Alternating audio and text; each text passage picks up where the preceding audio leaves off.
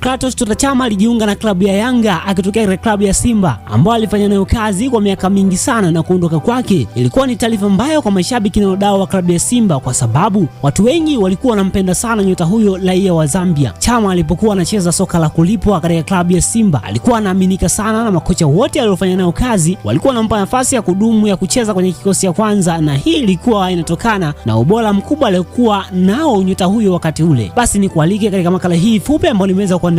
Jina langu ni Jepson Po. Kwa sasa zama zimebadilika ghafla. Chama ambapo sasa akiwa na kikosi cha Yanga anaonekana kama mchezaji wa kawaida sana ambaye hana sifa ya kuanza kucheza kwenye kikosi cha kwanza cha wananchi. Chama amepoteza haki na utawala wake wa kucheza kwenye kikosi cha kwanza cha Yanga kama ilivyokuwa wakati ule ambapo alikuwa anacheza soka la kulipwa katika klabu ya Simba. Kocha mkuu wa klabu ya Yanga wa sasa Melody Hamdi mpaka sasa ameonyesha wazi kwamba Chama sio mchezaji tegemezi kwenye kikosi cha muda wote. Amekuwa akiwatumia wachezaji wengine kama vile Aziz Ki, Pacome Zouzoua katika nafasi ambayo Chama alikuwa anastahili kucheza. Mfano mdogo ni kwamba katika mechi iliyochezwa tarehe 12 Machi 2025 ambapo Yanga walicheza mchezo wao wa CRDB Federation Cup dhidi ya klabu ya Coastal Union.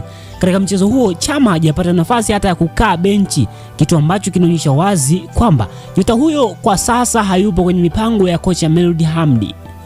Kupitia makala hii fupi naomba uweze kunijuza kwenye comment hapo maoni yako wewe kwa upande wako. Unaonaje kuhusiana na Clatous Chota Chama kutohusishwa katika kikosi cha kwanza?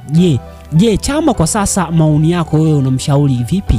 Basi nijuze hapo chini na maoni yako tuweza kuyapitia na kuweza kuleta conclusion juu ya maoni bora zaidi kuhusiana na soka kwa upande wa Clatous Chota Chama.